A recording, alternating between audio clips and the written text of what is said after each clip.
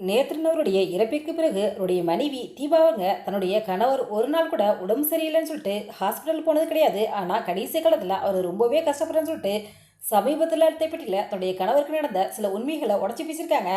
அந்த பேட்டியில் தீபாவங்க என்ன பேசியிருக்காங்க மூலமையா இப்போ இந்த வீடியோவில் பார்க்கலாம். கடந்த சில மாதங்களுக்கு முன்பு யுவன்ராஜ் நேத்ரன் அவர்கள் காலமானார். அவர் பல படங்களையும் சீரியலில் நடிச்சிருக்காரு. சீரியலில் பிஸியாக தற்சமையும் நடிச்சுட்டு வந்திருந்தார். இப்படி பிஸியாக சினிமா துறையில் நடிச்சு வந்த நிலையில் திடீர்னு அவருக்கு உடல்நிலை சரியில்லாமல் போயிடுச்சு.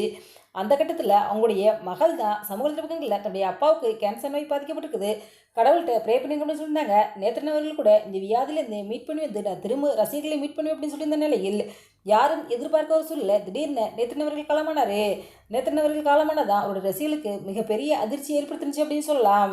நேத்ரன் அவர்களுடைய மனைவி நேத்ரனுடைய இறப்பிற்கு பிறகு சமீபத்தில் எடுத்த பேட்டியில் நேத்ரனுக்கு என்னதான் நடந்துச்சுட்டு அந்த பேட்டியில் ஒரு சில உண்மைகளை உடச்சி பேசியிருக்காங்க.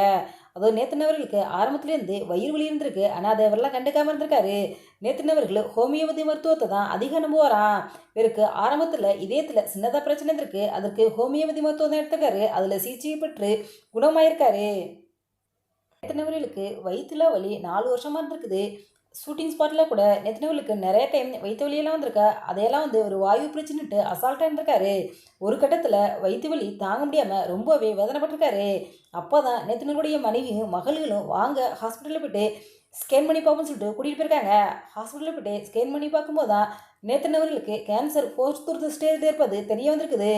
அதன் பிறகு இவங்களுக்கு தனியார் ஹாஸ்பிட்டலில் போய்ட்டு ட்ரீட்மெண்ட் பார்க்கலாம் வசதி இல்லையா, உடனே கவர்மெண்ட் ஹாஸ்பிட்டலுக்கு தான் ட்ரீட்மெண்ட்டுக்கு போயிருக்காங்க. அங்கே நேத்ரன் அவர்களுக்கு வயிற்றில் ஆப்ரேஷன் பண்ணியிருக்காங்க.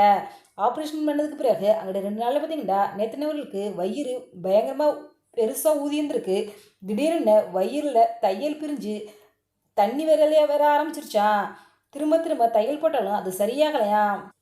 ஸ்டார்டிங்கில் வயிறு வலி வந்ததுமே ஸ்கேன் பண்ணி பார்த்துருந்தா அது என்னன்னு தெரிஞ்சு அதை குணப்படுத்திருக்கலாம். ஆனால் இவ்வளோ தூரம் போராடி எங்களால் என்னுடைய கணவரை காப்பாற்ற முடியலை. அவர் இந்த கேன்சர் நோயில் கடைசி காலகட்டத்தில் ரொம்பவே வலி வேதனை துடிச்சார். அதெல்லாம் எங்களால் பார்க்க முடியல அப்படின்ட்டு சமீப தடுத்துப்பட்டியில் தீபாவங்க கண்ணீர் விட்டு சில உண்மைகளை உடச்சி பேசியிருக்காங்க. நானும் நேத்ரன் அவர்களும் காதலிச்சு தான் திருமணம் செஞ்சுக்கிட்டோம். எங்களுக்கு 2 மகள்கள் இருக்காங்க. திடீர்னு என்னுடைய கணவரை இறந்து போனதான் என்னால் தாங்கிக்கவே முடியலை. என்னுடைய குழந்தைகளுடைய எதிர்காலத்தை மனசில் வச்சுக்கிட்டு என்னுடைய கணவர் இறந்த பிறகு நான் சீரியல் ஷூட்டிங்க்கு போக ஆரம்பிச்சிட்டேன். நான் ஷூட்டிங்க்கு போகிறத பார்த்தா பலரும் என்ன பல விதமாக பேசுகிறாங்க.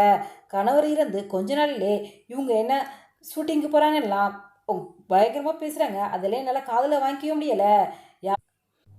எங்களுடைய வலி வேதனையெல்லாம் வெளியிலேருந்து பார்க்குறவங்களுக்கு தெரியாதுங்க. அவங்கவுங்களுக்கு கஷ்டம் வரும்போது தான் அதனுடைய அருமை என்னன்னு தெரியும் அப்படின்ட்டு அந்த பேட்டியில் தீபாவங்க கண்ணீர் விட்டு நடந்த உண்மைகள்லாம் உடச்சி பேசியிருக்காங்க.